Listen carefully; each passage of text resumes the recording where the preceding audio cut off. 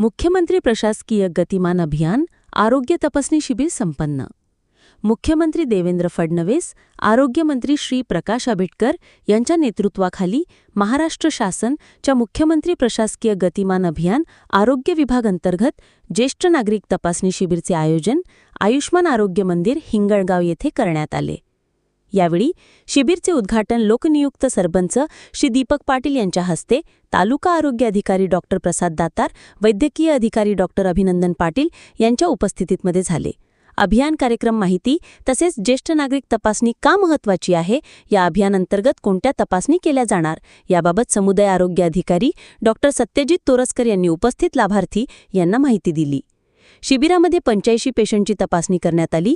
यामध्ये पेशंटचा रक्तदाब, मधुमेह, हाडाचे आजार, ज्येष्ठ नागरिक आरोग्य समस्या या आजाराची लक्षणे तपासून उपचार देण्यात आले. शिबिर पार पडण्यासाठी आरोग्य सेविका सौ संजीवनी हजारे, आरोग्यसेवक संदीप मगदूम, आशा सेविका आदींनी परिश्रम घेतले. प्रसंगी महावीर पाटील, बापूसो पाटील, विश्वास कोळी, प्रकाश पाटील यांच्यासह मोठ्या संख्येने नागरिक उपस्थित होते.